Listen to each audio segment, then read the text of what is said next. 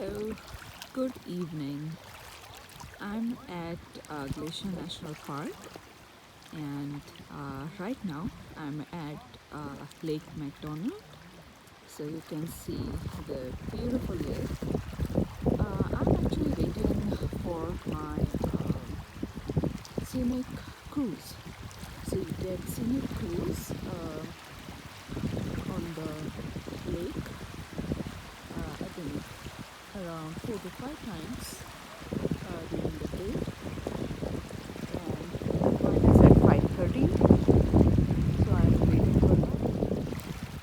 And it's quite cloudy and rainy, but I wanted to show you the lake.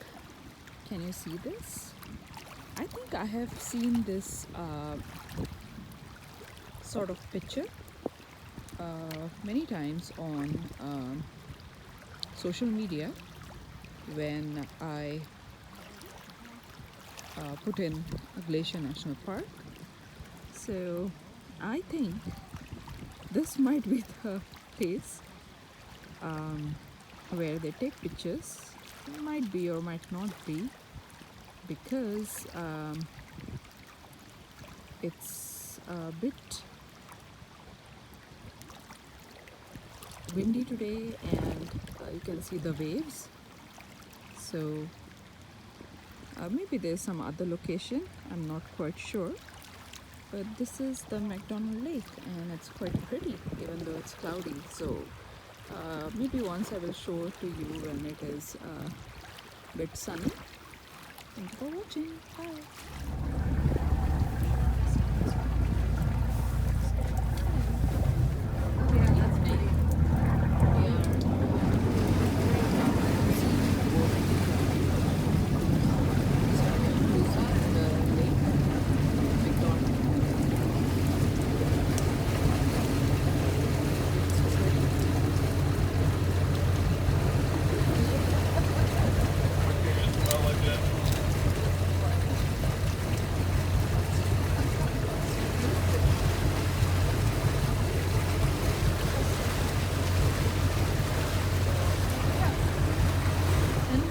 He built his first boat when he was just 13 years old.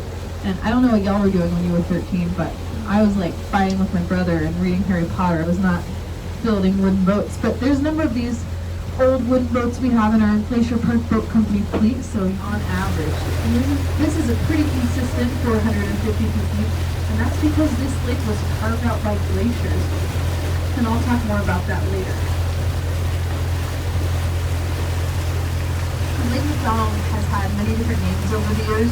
The Kootenai, which are the indigenous people just south of here, they call Lake McDonald Sacred Dancing Waters, or the good place to dance. And I like these names a lot better than McDonald. But McDonald got its name because an early trapper came through this area and he carved his name into a tree. And then folks would say, "Oh, are you going over to McDonald's Lake?" But if you did that today, you would not get a beautiful lake named after you. You would just get a really big fine.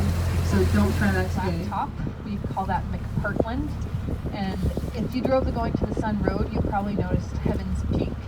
It's a pretty prominent peak, very snowy. That's just the other side of McPartland. And then this tall ridge that goes right through the middle of our valley, that's called the Garden Wall. And so if you drove the Going to the Sun Road again, that just wraps around the Garden Wall. And the Garden Wall that's called Mount Cannon. And this one has kind of another fun story of folks being underestimated. So that mountain used to be called Goat Mountain, which wasn't the best name because there's like 5 goat mountains in the park.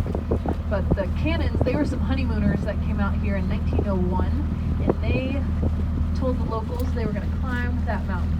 And everyone thought they were crazy. They said, "You're a bunch of flatlanders, what do you know about mountaineering?" And then the Cannons came down one day and they told everyone they'd made it to the top of Goat Mountain. But of course nobody believed them. There was no selfie at the time to prove that they'd made it up there.